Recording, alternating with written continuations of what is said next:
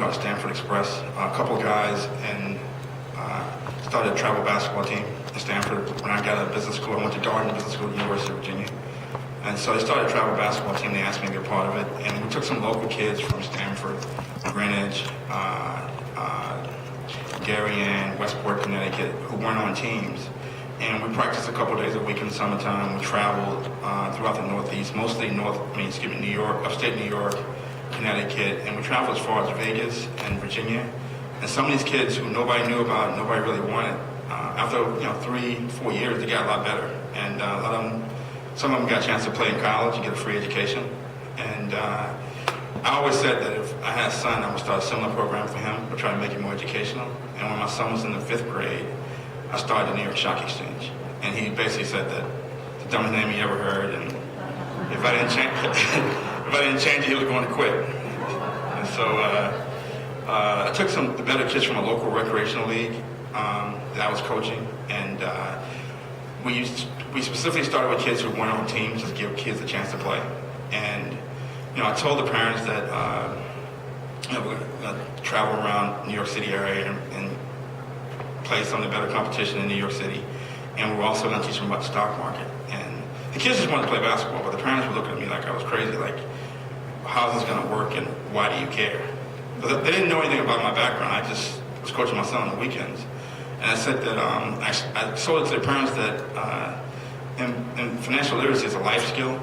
For most of these kids, their biggest asset other than their home is going to be their 401k plan. And how well you live in retirement and the money you have saved for retirement is going to be based on how well you pick stocks within your 401k plan or within how well you pick funds within your 401k plan. And it's pretty daunting if you don't know anything about it. And I told them about a guy by the name of Peter Lynch who ran the Magellan Fund for Fidelity for over a decade. He beat the market every year for like 10 consecutive years. He was the first person to do that. He's probably the greatest investor of my generation. And his philosophy was that you should invest in what you know. I told them that if Peter Lynch can do it, so can they. And we started with a blank sheet of paper and had the kids throw out names of companies and products that they came in contact with on a regular basis that they thought would be good investments. And they threw out names like Apple and GameStop and Pepsi and Nike. And I picked a stock called Phoenix Companies. It's an insurance company in New England. And I said, we're going to have an investment challenge. Let me see who the best stock picker is. And the parents were like, oh my God, this guy's picking on these kids. This is going to be awful. Because I had, basically have a background in corporate finance, and I spent like a decade in mergers and acquisitions. And so they thought I was kind of a jerk. Like I was going to be picking on these inner city kids that didn't know anything about stock picking. And, I tried to talk the kids out of some of the investments, like Apple. It's like 2006, I thought they were dead in the water. They had something called an iPod, and the kids were like, we love the iPod. Not only is it a media player, but it's a status symbol. Everybody has one, and people who don't have one want one. And one kid was telling me that my mother even takes it into the shower with her, which I thought was a little too much information. But I told the kid, like, this is awful because, Microsoft has a Zoom product, and they're going to run Apple out of business like they did in the operating system. They almost put Apple out of business. And, Microsoft's 800-pound gorilla, and they'll figure out a way to put Apple out of business. And they were adamant about it. And they talking about this company called GameStop, which I didn't know was publicly traded. I never heard of it. And they said that they love playing video games, and GameStop is the distributor of choice. And that they had the biggest selection of games. They had just merged with EB Toys. I was surprised they knew that. They sounded like a bunch of stock analysts. And they had the most educated sales force. The sales force actually used the products and played the games, where competitors like Target or Best Buy didn't know much about the games. They said, there they are over there, and you pick what you want. But GameStop had an educated sales force. They also had something called a used game market where the kids could turn in used games for credit towards new games, and they loved that feature.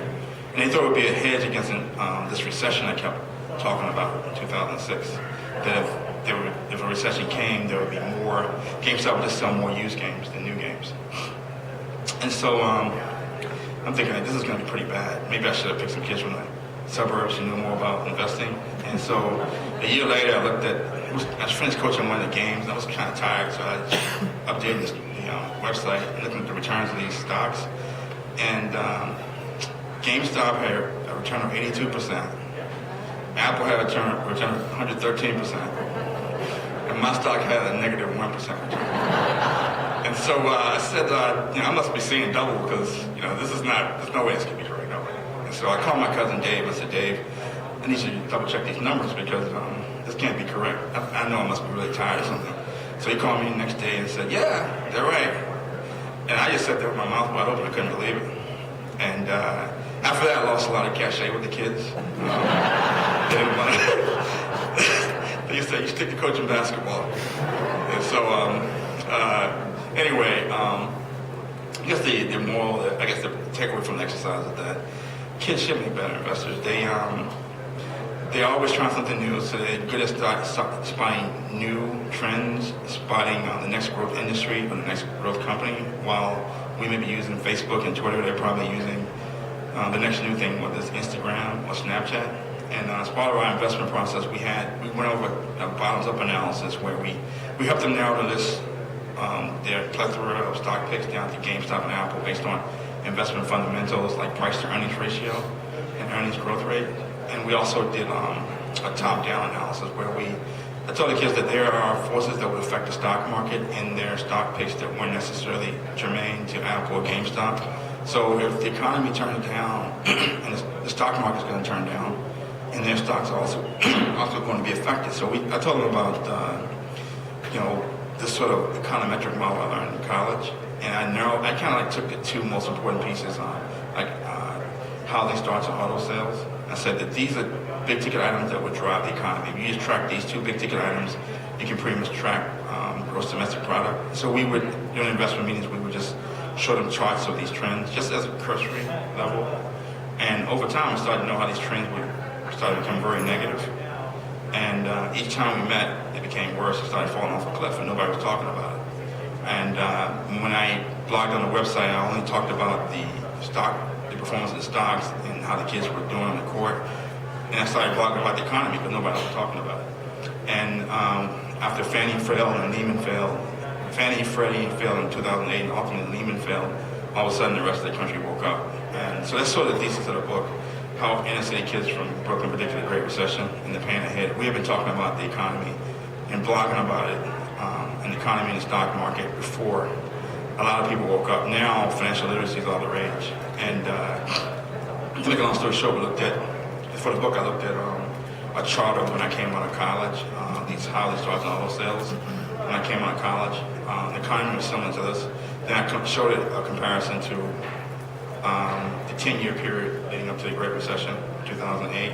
What I noticed that these housing starts in 2009 declined down to like 654,000, which I found very alarming. Even going back to the 1950s, housing starts had never dropped below 1 million. And this is probably the best case scenario because interest rates are very low, almost like a zero interest rate environment. So what's going to happen when rates rise? I think it's going to choke off those big ticket items that drive the economy. So I think we're headed for a double-dip recession. So I won't say much else, but that's sort of the thesis of the book. So.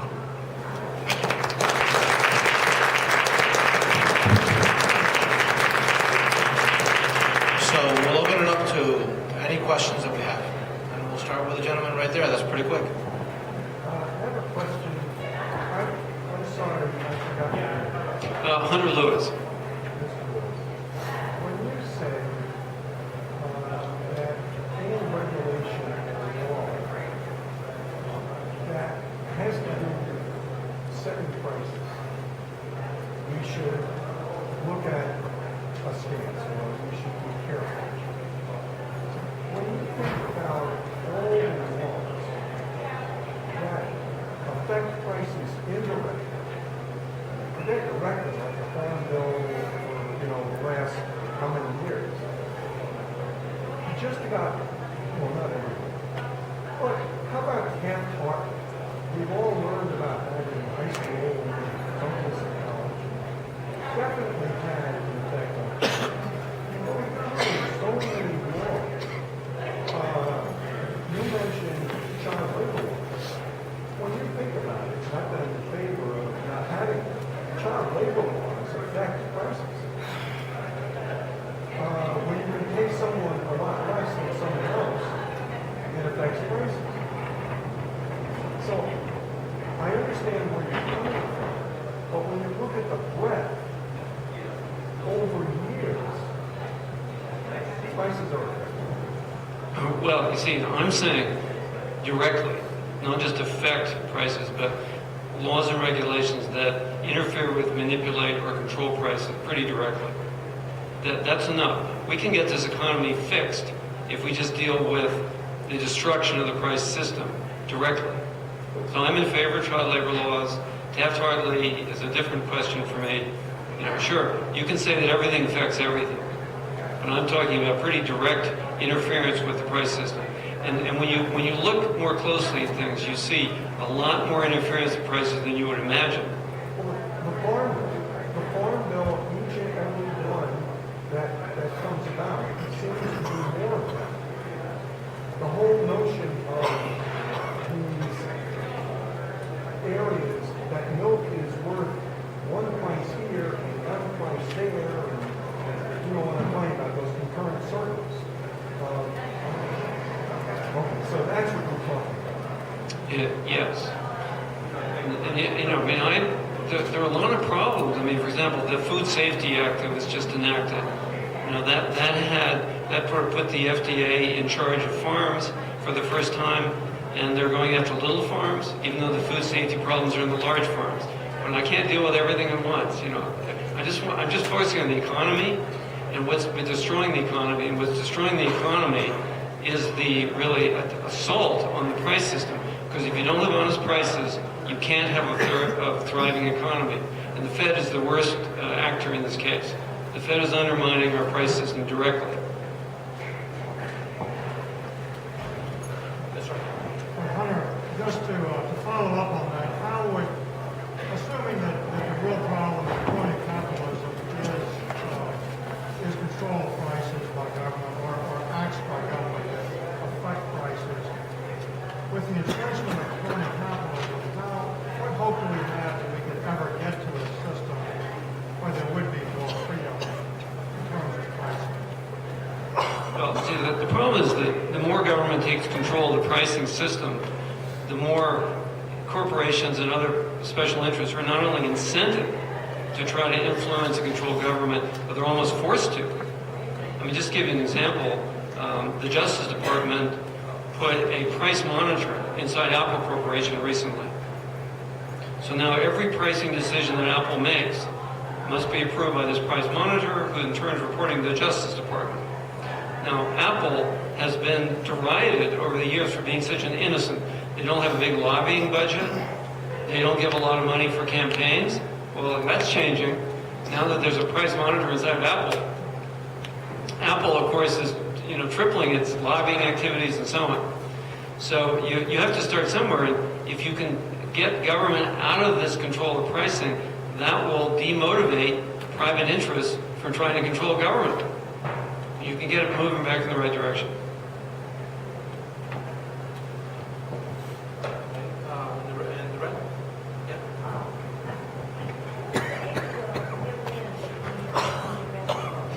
They started when sixth grade, fifth or sixth grade. And we grew up. We went each year with them, like when they went to sixth grade and seventh grade. And they just graduated high school. So my son is on the book cover. He was in the fifth grade when we took that picture. He's now a freshman at Lehigh University. So now I have to go out and recruit a new group of students. So that'd be interesting.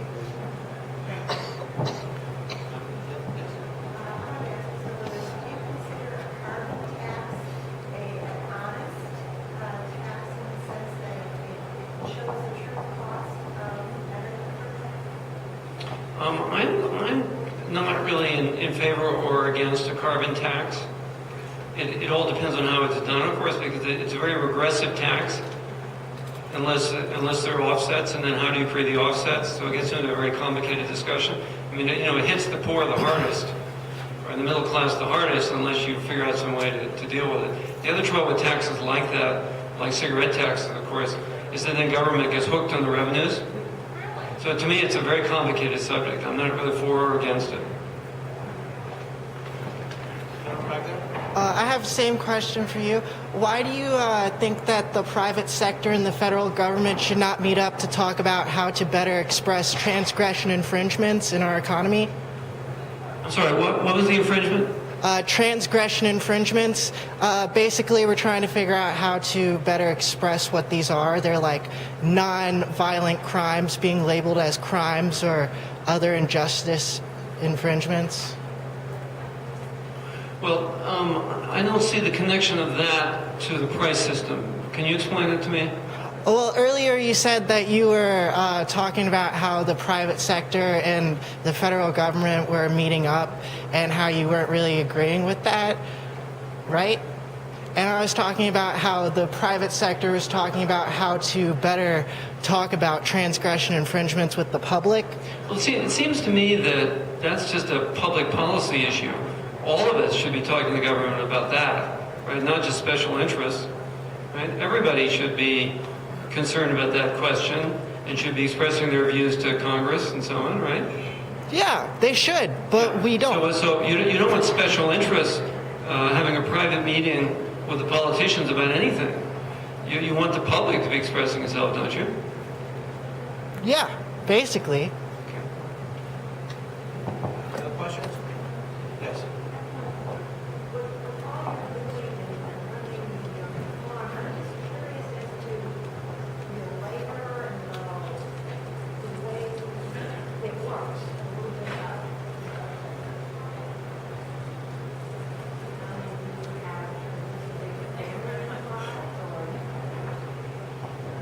It's the farm rebuilding is you can be a member. It's voluntary, basically. They're organized as a 501d, which is a tax status which was originally used for religious organizations. So where there's a pooling of money, but it's voluntary association. Or a big corporation, if you want to put it on those terms. The people who are members own it, make the profit from it, work on it on a voluntary basis, share the profit. Gentleman in blue? Yeah, I'm question for describing so far a lot of companies. A lot of companies, like their taxes. If so, what is it about? Summarize the question. We can't hear the questions back here. He was asking regarding there are a lot of permaculture communities around the world, and what is their track record, and how does that relate to what we're doing? Is that an accurate assessment? I'm not aware of anybody doing anything quite like what we're doing. The word permaculture gets used in a lot of different contexts. What we're doing, or trying to do, is more integrated than what most people do. A lot of people have organic farms or different sustainability, quote-unquote, projects they work on. There's a lot of demonstration projects where people go to the project and they have demonstration homes or whatever, and they drive home. There are certainly farms that are productive, but then they, the farm itself might be organic or organized on permaculture principles. What we're trying to do is a more integrated system of people live there, earn their living, use organic farming principles, certainly. You almost have to in that context. So it's a broader model. Frankly, it's closer to the third world model than the industrial model. It's what a lot of people in the world do already. Permaculture is a complicated word. It doesn't have a very precise meaning, to my knowledge. It gets used in a lot of different ways. But what we're doing is similar to how a lot of people in the non-industrial world live, except we're trying to make it work a lot better. So we have access to good solar panels, to solar reflective material, to good irrigation equipment, just little things that make a big difference in terms of quality of life. If that answers the question. Yes, ma'am. The man in the vest? How do you set up the standard? I don't want to say law, but how do you set the community arrive at? Yeah, certainly. I mean, yeah, well, this particular community is fairly small, so it's not that different than a church group where you get together and just figure out what you're doing. It's just, we call it positive consensus, which means we try very hard to reach consensus, and if we can't, we, go forward with the majority. Depends on which go involved. There's, a hardcore of 8 or 10 people who work on it on a daily basis. There's several thousand on our email list, and there's all range in between of involvement. We do, public work days where we might have a few dozen people at a time. So there's a lot of different layers of involvement. It will be shortly. We've been working on it for a couple of years, and hopefully within the next 9 months, we will have our first couple of residences done. I was interested in this project. I'm a finance professor at Miami-Dade College in Miami. And we're going through a lot of issues that students are graduating and they're not going into meaningful work. They're getting jobs, but the jobs are coming in. I've been involved in financial literacy for 12 years.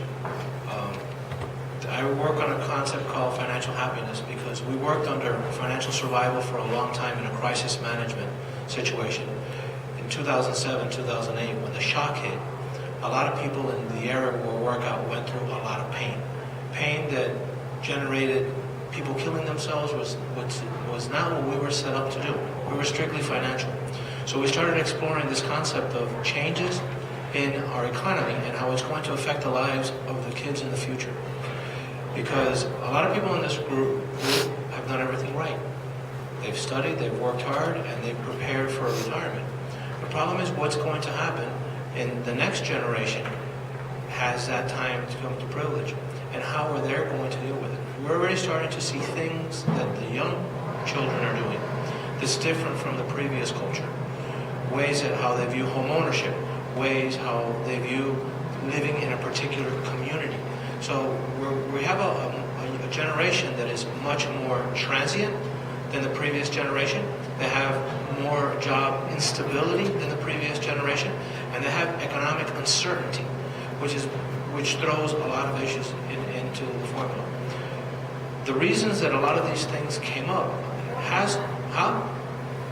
Someone says? Oh, sorry. The reason that this came up is because of changes in the economy. Certain industries have been controlled for whatever reason, like Mr. Lewis said. Every time that a major law is passed, it doesn't just affect a very particular situation. It has ramifications that will go across industries. For example, we have a lot of the changes in the financial industry. Those industries have disrupted entire communities, and the financial crisis is not over. It's in transition. Even though a lot of people say things are much better, there's still a lot of things that are on standby. The situation with the shadow housing inventory, that we really don't know how many houses are in foreclosure. We really don't know how many people will have to face foreclosure in the future. Because what happens is certain people at a certain level have been able to maintain themselves. The stock market has performed fabulous. But other people have regained employment, but at a much lower level. So they cannot sustain the life that they were expected of having. So we're having a lot of issues, and what will happen is, if we do not attack these issues with education, which that's the only thing that will get people out of the problems, we will have issues which are social. The previous panel, we talked about war. Why do we have war? Because two people can't agree on a solution of something, and the one with the most muscle imposes their will on them.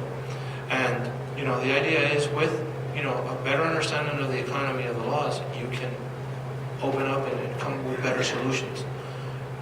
Does anybody have any other questions? Yes.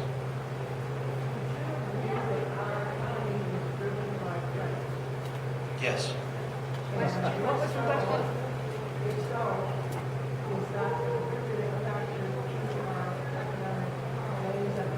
Yes. Okay. Her question is, does she believe that I feel that our economy everybody's economy is controlled by credit? My answer to both of her questions is yes. Credit is a very important factor in our current economy. We buy homes on credit. We buy vehicles on credit. A lot of people use their credit card. A lot of people use credit cards very wisely. They use them and they pay them off at the end of the month. Whoever does that is using credit cards as a tool, but not everybody does that. The statistics that we've run and we've seen is that the average person has about $12,000 worth of credit card debt. That same, and we use the word average, the same person on average has $2,000 worth of savings. Savings as in a general concept. Money in cash, money in a savings account, money that's left over in a checking account. Okay, the beautiful part is, depending what statistics you read, there's about 65% of our country that has zero in savings. Okay, so what happens? Those people are basically unbankable. Those people are basically a paycheck away from disaster. So what winds up happening is, if everybody lives well, life is wonderful. But when there is a collapse in the economy, it affects everybody down the line. Because what happens is, that person who has no money, when he falls, how far can you fall if you only have zero? And it affects a lot of different things. In my classes, I always tell the teacher, if anybody in this room owes a bank $40 because they overdrew their checking account, they need to run and pay off the $40 right away and apologize profusely. Because if not, the bank has the ability of closing your account, charging you another fee, charging an overdraft fee, and making you unbankable for a very small sum of money. Now, if that same individual owes the bank $20 million, the bank has a problem. Because $20 million buys a lot of good attorneys and accountants and political muscle and everything that you do. So everything becomes a negotiation.